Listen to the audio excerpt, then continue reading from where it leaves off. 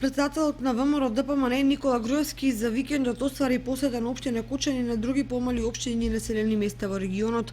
Тој на лице место направи увид на темпото со кое се одвиваат градежните работи на делници од патот Кочани Македонска Каменица Делчево во должина од 31 км, како и на активностите околу санирање на неколкуте сречишта кои изминатата зима ја блокираа оваа значајна сообраќајница кон пограничните општини и кон Бугарија. Се планира комплетна замена на асфалтниот слој поради оштетувањата на постоечкиот.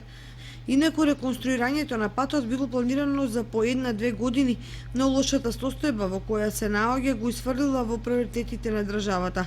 Инаку Делчево Кочани е дел од пакетот регионални патишта во чија обнова и изградба моментно се инвестираат 80 до 90 милиони евра.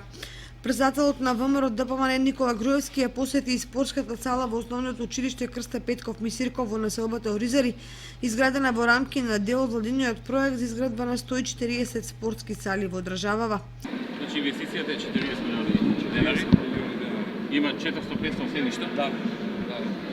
Целосно опремена на спортската сала. Да ја завршиме со 61-62 завршени, но веќе се отпочнати дополнителни 7 во реализација. 62 и 37 што се направени во Агенција за спорт и млади. Ќе стигнеме до 100. Тоа се 99.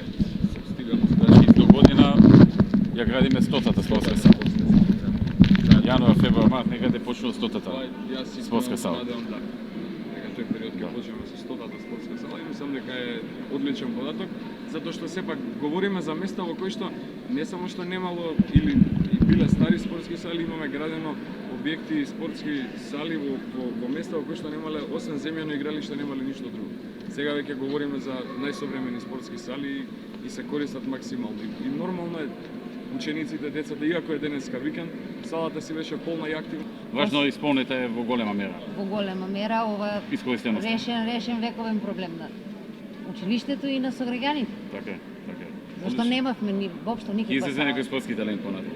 Се надевам дека ќе излезе. Во изградбата на салата се вложени 4 милиони евра, а учениците веќе ја користат, со што според Груевски е исполнето ветувањето од страна на партијата.